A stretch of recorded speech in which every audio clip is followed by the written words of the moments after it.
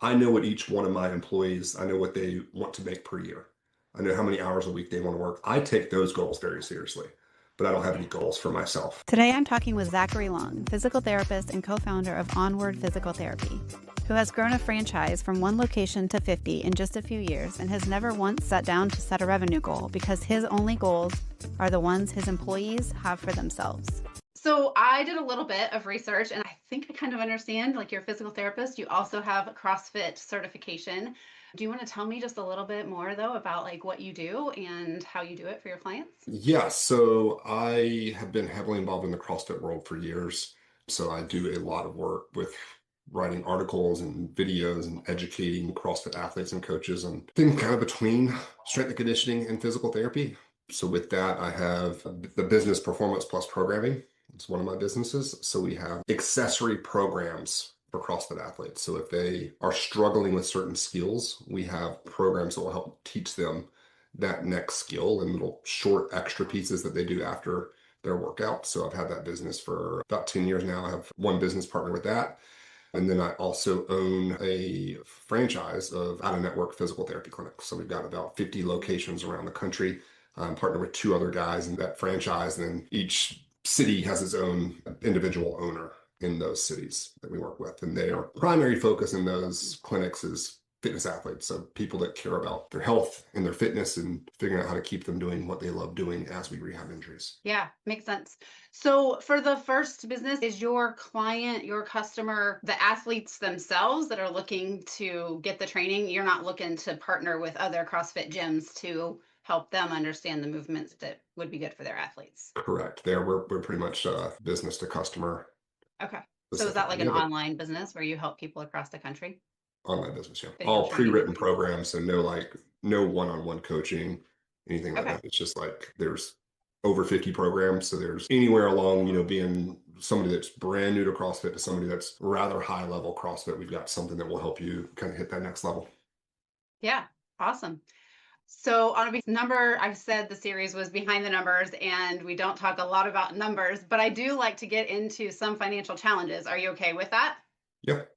Okay. So what would you say is the biggest financial challenge you're currently facing with you pick the business, either one of those? I don't really care. If we're talking performance plus programming, the biggest financial challenge is the space of CrossFit has gotten smaller over the last few years. So less Yeah. people doing that form of exercise. Like it was really exploding for the first 10 or 15 years of its existence. And it's been on a downfall lately. Simultaneous to that, we have a lot more competition. So we were kind of the first people to start doing this type of programming. And now there's 30 other people that do it. So the Yeah. market share is overall a lot lower, but the business is still in a great spot. We're just not at not a spot where it's rapidly growing. On the Yeah, for onward sure. physical therapy perspective, it's really just we're growing massively fast. Um, Yeah. and our revenue is, well, we're not having any issues there. Yeah. Is that because the franchises you're bringing on more franchises, or are the franchises individually growing, or both? Both. Yeah. So Yeah. we've been open the first location with one of the 3 guys that we're partnered with in the franchise in 2019. And so we've gone from Okay. one location in 2019 to 50 that fast. Yeah. So yeah, that's been good. And looking to add more, not stopping anytime soon, I'm imagining. Yeah, we're very weird in that business. Like we have zero growth goals ever. Never sat Okay. down and said, this is how much money we want to make. This is how many clinics we want to open. We truly just care about getting the right people on the team. And if that meant nobody else joins from here on out, we would be fine with that. If that meant that it 10x is what it currently is, that'd be great as well. Yeah. I love that when you're just open to what happens and you are really sure on what you need, like things Mhm. tend to just happen the way they're supposed to, and it usually makes it pretty easy, actually. Yeah, So, and we're also lucky that we have so much interest in joining that we have the ability to say no. We are not just taking anybody that wants to join either. You've got to be a good fit for our culture and have some of the same beliefs that we do to fit in. And yeah. we also feel like we have to be in situations to help people grow. So we have had other out-of-network clinics that have reached out to us wanting to join us. And a lot of times we've said yes to that. There have been plenty of other times where we said no, like where you're actually at in your business, I don't think you should join. I think you Mm, continue to do exactly what you're doing is the best mm. possible thing for you. So that's something that I really like about how we operate. Yeah, that's awesome. So physical therapists are reaching out to you to join. You're not Yeah, having to do marketing and that kind of thing. That's zero good. marketing. Yeah. Yeah, awesome. So, not so much about finances now, but in terms of daily operations, what are the most significant hurdles that you're facing in keeping your practice running smoothly? I think overall in leadership, the hardest thing is always figuring out how different people learn. So you have people that can listen to a video once and internalize it and know it. And you have other people that need to hear it, need to read it, need repetition. And from a leadership perspective, figuring that out and being willing to say, just because I do things this way doesn't mean it's going to be the best way to spread that information to other people. It means Yeah, that you got to do extra work. it feels like extra work for sure. It's we joke all the time, like, I can't believe I'm having to have this discussion again. But the more I say that, the more I'm like, okay, well, then what am I doing wrong in my delivery that I'm having to say it again? Yeah. And then when it finally clicks and you're like, oh, there's now my time just all of a sudden opened up because it clicks. That's when I'm like, oh, Yep. okay. Sometimes it's 2 months and sometimes it feels like it's going to be 2 years, right? And you're like, I Yeah. don't know if this is ever going to happen. So Yeah. totally get that from a training perspective. How many people do you have in your practice itself? In Charlotte, we have 9. Okay. And are they at all different ranges of like when they've been with the practice? The longest we've had is a 4-year guy, I Okay. think. And then you have obviously a lot newer people if that's the longest one. Yeah. We've added 3 in the last year. So last year things really snowballed quite a bit. But yeah, Yeah. everyone's doing That's great. awesome. And that's where the training piece comes in, that you're training 3 people in a year. So makes sense. Yeah. Well, let's talk about trends a little bit. How are some of the emerging trends in health and wellness impacting your business the most? I actually truly hate to say this, but the way health insurance is going in a very Mm, negative direction is highly favorable for us yeah. because people are recognizing that whether they go to an in-network clinic or an out-of-network clinic, they're going to pay a lot of money. And so because of that, people are getting pickier with where they go. They're looking for the exact right person for them. 10 years ago, I've been a PT for 13 years. So 10 years ago, it still would be my doctor referred me to this clinic. That's why I'm here. And that just doesn't happen near as much. Your doctor might say go to physical therapy and they might refer you to somewhere specifically, but more people are saying I'm going to spend my time researching where I'm going to go to get the best value for my price. So that's helpful in the out of network space. It's made it much more approachable to sell out of network than it was even 6 years ago when we first started. But it is unfortunate that it means that for a lot of people, general healthcare has gotten out of control. And I really think that the best market overall would be if we had moderately higher volume clinics of generalists that accept insurance and out of network spots that are the right place to go. If you have back pain, deadlifting over 300 pounds, you need to see me, not a generalist. If you have pain that kicks in at 5 miles of a run and you're trying to get a marathon done, you need to see Holiday that works with me, not a generalist. So it's good for us, but it sucks for the average person out there. The general public. Yeah, for sure. I'm curious. I just was on a different call. We were talking about like building your network as far as referral partners. I'm Mhm. just feeling like, I mean, you just mentioned doctors used to refer people to you, and obviously that's not real. I mean, it happens, but that's not necessarily what people are listening to anymore or what is really good for them. So, who are some of your best referral partners in the practice? Everybody on our team kind of just has general gems or populations that they go after. And we don't really do anything fancy from a marketing perspective. Okay. You just want to hang out with people that do the things that you love to do yourself. And what's going to naturally happen with that is that those people are going to say, well, you also like to run and you're a physical therapist. Like, here's what I've been feeling in my runs. Is that something you do? So most of our referral sources are just from being part of the community and not actively marketing to it. And then eventually that also results in tons of word of mouth referrals. But most of our, actually all of our clinicians have generally a few areas of specialty practice, like whether that is populations that they treat, like somebody that treats primarily CrossFitters, or very specific conditions. Like we've got 2 guys that treat a ton of jaw pain issues. Mm, And so yeah, things like that, you just can't find people that are really good with jaw pain in general right. clinics. And so we have some specific conditions that we kind of hit home runs with as well. Yeah. Yeah. Finding those niches is also super important. Yeah. Do you find that's true at all 50 clinics across the country where the practitioners have figured out what their niches and or their communities are, and that's how they're growing as well? Yeah, that's a huge part of our early conversations with people is like, Yeah. what makes you most excited to show up to work? I look at team members, I want to think really long term with people. I don't want a revolving door of clinicians. So the most influential quote in my entire life was, don't ask yourself what the world needs. Ask yourself what makes you come alive, because what the world needs is people who have come alive. So when we're bringing somebody on board, we really want to map out who is their ideal customer, because the more of your ideal customer you treat and the more skills you have with that ideal customer, you're treating people that you want to hang out with, and you're getting really good outcomes because you're really skilled in that area. And that's what I think ultimately reduces burnout dramatically. Yeah. Reduces burnout for the clinician, gets better results for the patients, right? Because they're just getting exactly what they need faster. That's Yeah. cool. Are there any particular business strategies or mentorship opportunities that you're currently like exploring or interested in for your practice and or like the 50 practices that you're working with across the country? The biggest business strategy for us right now is hiring more of our own team members into leadership positions. So Mm, the more I run my parts of the business, the less I am treating in the clinic. So I'm becoming more and more clinically irrelevant in certain yeah. areas of my practice. Like my practice right now, everyone in Onward Charlotte like laughs about me treating neck pain. I used to treat neck pain. I won't do it anymore because I've recognized that my clinical hours are low enough that I have to choose the two things I'm really good at: hip pain and shoulder pain in fitness athletes. I don't treat anything else. So what we have to do because of that is now when another team member in Onward has a neck pain client that they need to do a case review on, I can't do that. I'm not Yeah. treating neck pain in 2 years.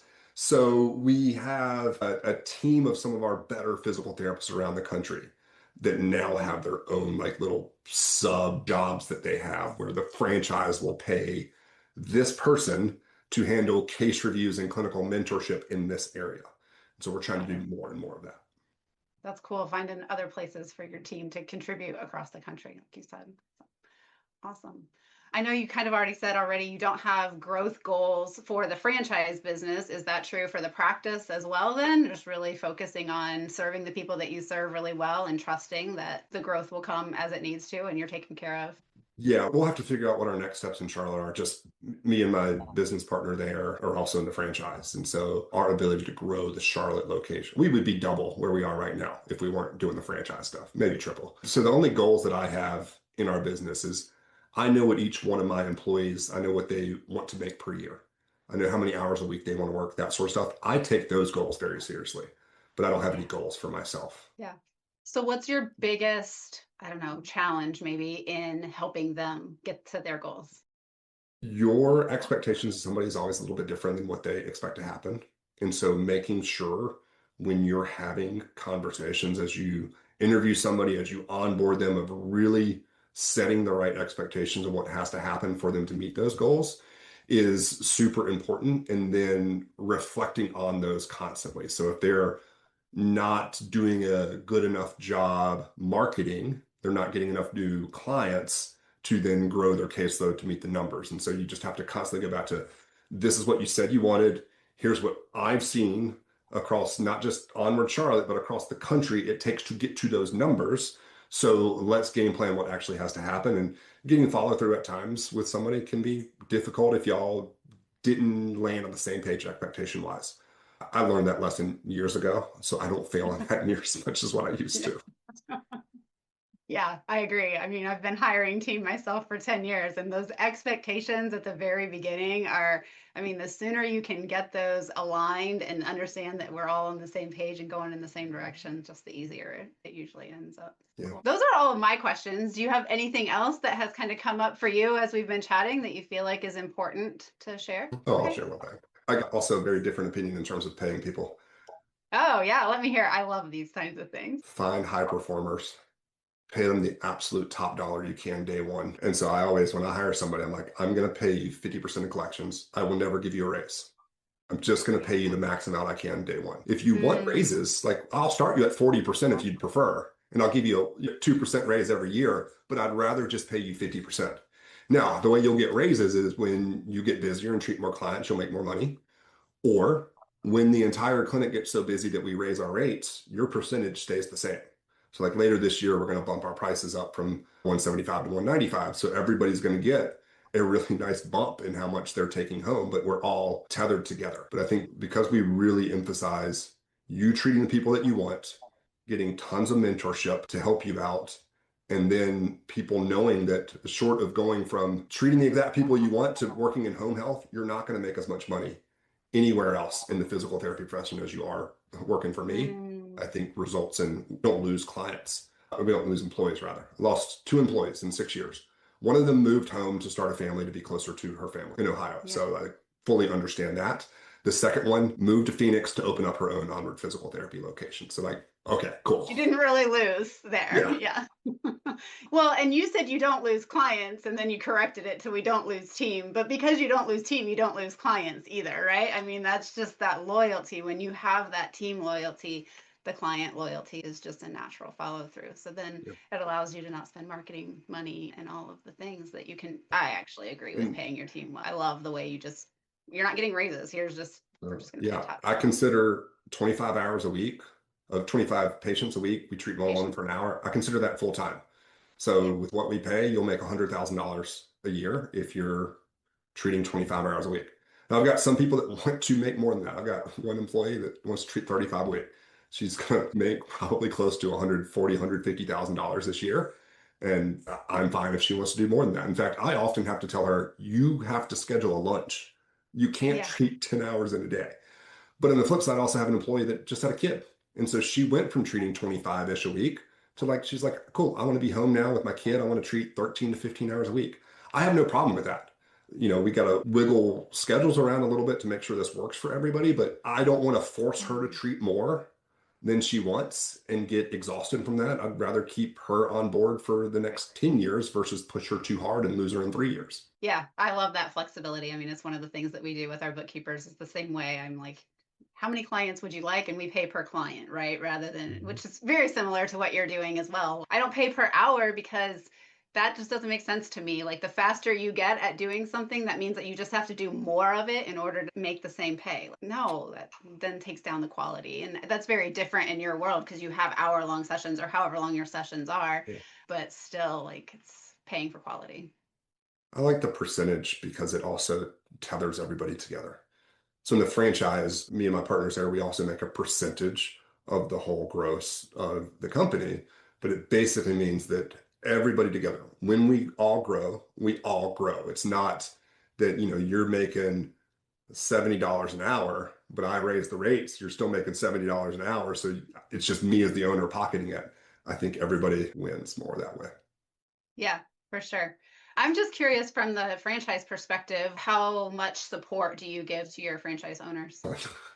So I figured, the way you pay your team, and it sounds like you're very supportive. If you watched all of the videos and content that we have inside of what we call Onward University, it is probably 150 hours of content. But that's everything from the smallest details of in between clients, how do you reset a room? A 9-minute video where we talk about details that much. One thing we say all the time is excellence looks different, and we really care about the small stuff. So I have videos on that all the way to an hour-long lecture on treating subscapularis strains in the CrossFit athlete. So it just covers a broad range of stuff. And then in addition to that, we do monthly calls with owners and employees. We're available. If you message me and my 2 partners and you need to jump on a 30-minute call to work through something, one of us will get on a phone call with you within the next 48 hours. In the absolute worst, usually it's 24 hours. So we're very available. Tons of it. That's awesome. Cool. Well, like I said, I really appreciate your time today. Thank you so much. And I look forward to hearing. All right, thanks, Shannon. Thanks for listening to Behind the Numbers. If today's conversation resonated with you, subscribe on YouTube so you don't miss a new episode every week. And if you're a health or wellness business owner who's ever wondered what's really going on behind your own numbers, I'd love to talk. Head to fitforprofit.com to learn more or book a complimentary clarity call. We'll see you next week.